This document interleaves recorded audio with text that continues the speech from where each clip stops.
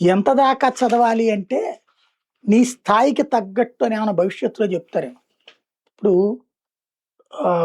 నేను ఇంటర్ ఏది మన ఈనాడులో స్ట్రింగర్‌గా చేసే టైంకి డిగ్రీ పూర్తి చేశా.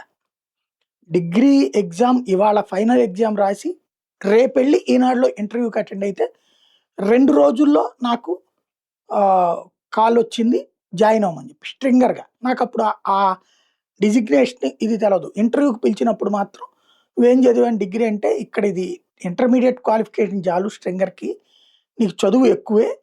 కాకపోతే నీకు లోక జ్ఞానం ఎంతుందో రాసియమని" చెప్పి ఓ 4 ఇష్యూస్ రాసియమంటే రాసిచ్చాను. అప్పుడు నన్ను సెలెక్ట్ చేశారు. నడిచింది. అంతకుముందు ఎగ్జామ్స్‌కి ముందు ఆంధ్రభూమిలో రాశా నేను స్ట్రింగర్‌కి.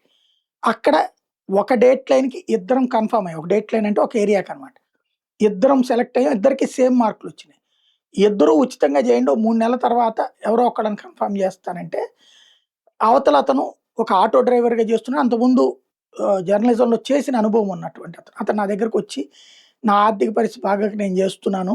మీరు డ్రాప్ అవ్వచ్చు కదా!" అని నేను ఆ ముక్కే చెప్పా మేనేజ్‌మెంట్ దగ్గర. "ఇప్పుడు ఆ అబ్బాయికి పని ఇవ్వండి. నేను వద్దులే" అంటే, "అదేంటయ్యా నువ్వు త్యాగాలు చేస్తున్నావు ఫస్ట్ ఇది నీకు" అంటే, "ఈ జీతం లేకుండా నేను పని చేయడం కంటే, జీతంతో అతను పని చేస్తే అతనికి ఉపయోగపడుద్ది కదా!" అని చెప్పాను. వచ్చాను. ఆ తర్వాత ఈనాడుకొచ్చాను. ఈనాడు నుంచి ఇట్టకంటే.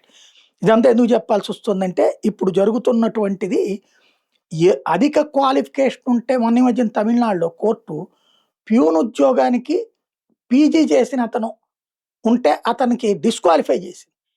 ఎందుకు అంటే అట్లాంటి పెద్ద అర్హత ఉన్నోడి మూలంగా ఈ చిన్న అర్హతకు వచ్చే ఉద్యోగాలు కోల్పోతారని.